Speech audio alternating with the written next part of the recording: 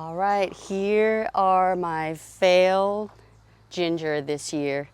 Why did I consider this a fail? Well, because I just bought so many gingers. I think in the last video I did on ginger, I probably spent $20 to $30 and started them in March, and that was a big mistake. Although you could start it early, the thing is it needs to have temperature high enough for it to start growing, to start leafing out.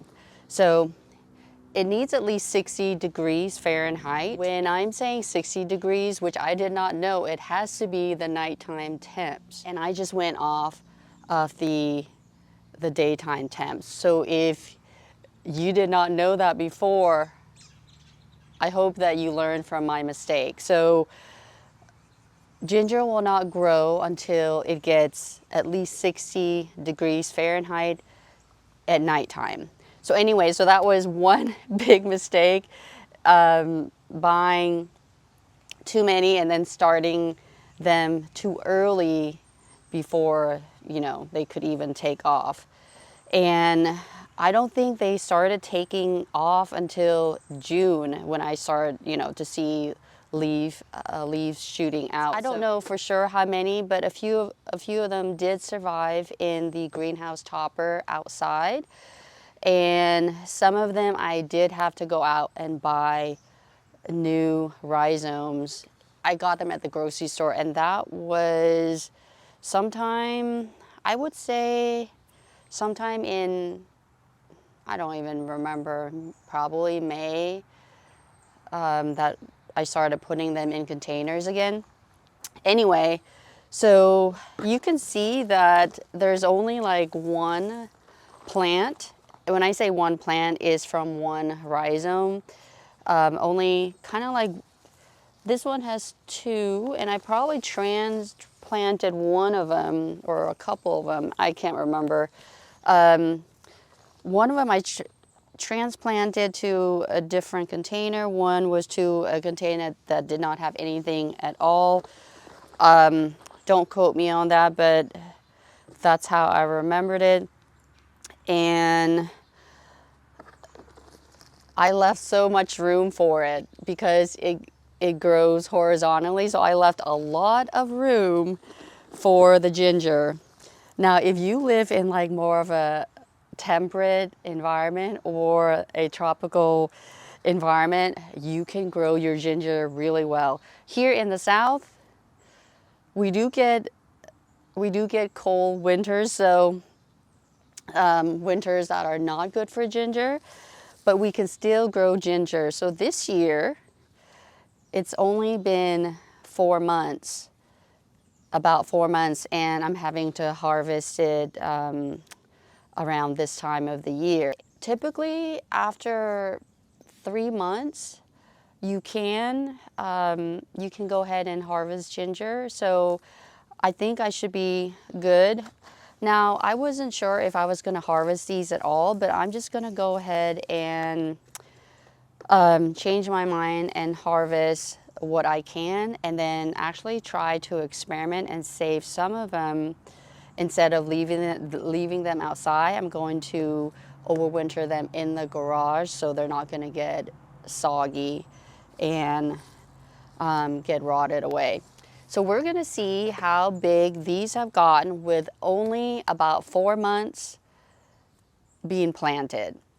So let's start with this one. I am excited to see what 4 months, or around 4 months of ginger growing in the South will get me.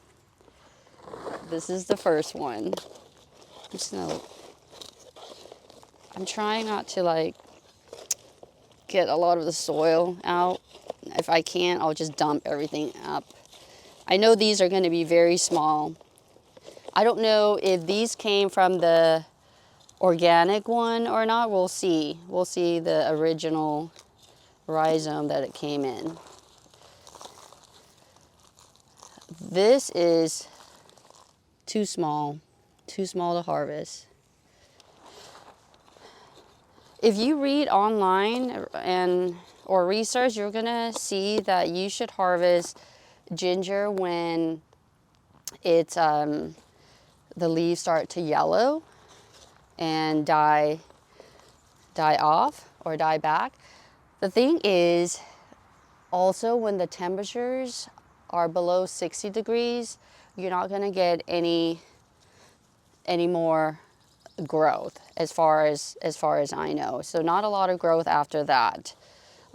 At least not a lot more rhizome growth. So that's why I'm harvesting it right now.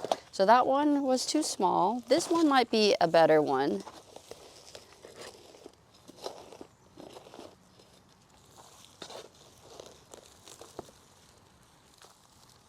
Nope, still too small. So we're just gonna let's leave it right there. All right, let's see this one.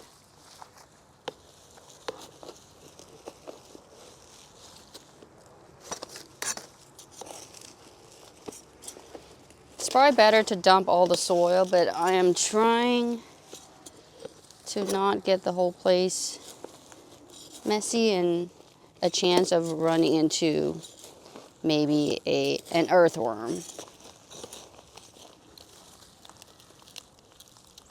I can see that there's a lot of growth, like a lot of lateral rhizomes or more rhizomes starting to form. Look at that. So still too small for what I like to use ginger for. If you like yours grated, or I would assume in tea or something, or where you grind it, these might be okay.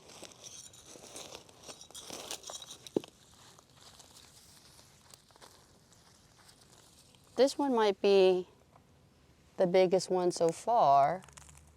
Look at that. I'm going to show you this one. Is it focusing? Look at that.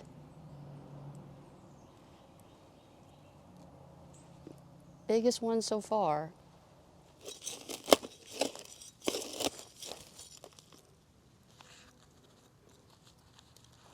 If you want bigger rhizomes, you got to use the biggest rhizome to start off. With the inorganic ones, they may have sprayed something to prevent the growth of ginger. You can see why that is, because they don't want, ginger to start growing while they're being sold in the grocery store. So we're going to do this one last, because look at how this is the biggest with more leaves.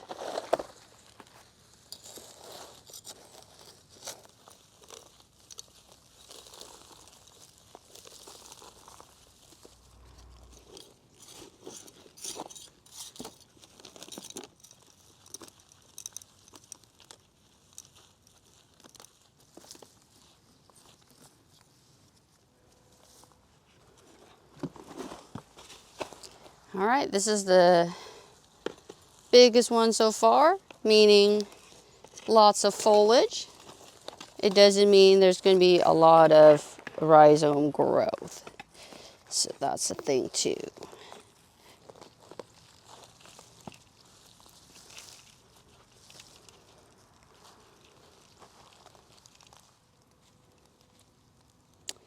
All right, this one looks like it came from an organic ginger to start off with. So I may have had two in here, maybe just one, but this one has grown the most. That's interesting. It probably gets more sun. So that's the other thing. Ginger does like 2 to 5 hours of sunlight, direct sunlight, but it likes to be shaded the rest of the time. And apparently it likes that container or this container. So look at this one. Okay, so this is the original.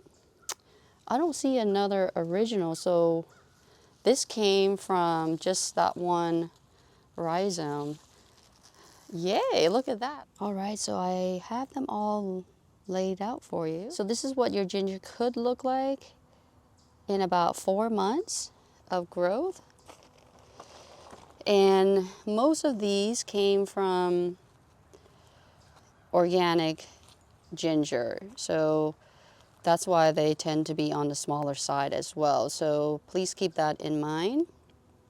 So this year what happened was our spring's night temperatures were not as high as in the previous year, and that was a contributing factor to why these are a lot smaller too. They have not had a chance to grow for that long. So that's the unfortunate thing about this. All right, so let me share with you what I learned from this year's of growing ginger. First is that inorganic ginger is not reliable to, to grow. As in my situation this year, it shows it that whatever inorganic ginger that I was using this year, they must have done something to it to prevent growth. So you are better off with using organic ginger, but the problem is because we're in the South, you're likely to get smaller rhizomes. But as mentioned, if all you're gonna do is use ginger for tea, as a tea for example, or you want to crush ginger or grate it, whatever it is, these would be perfect. How I like to use ginger is I like to thinly slice them in like strips of maybe 2 inches to 3 inches. Because of that, these are not going to give me the slice length that I would like. And the second thing is that just know that ginger will not start to leaf out until temperatures are at least 60 degrees, and we're talking about nighttime temp. So please keep that in mind, because I made that mistake this year.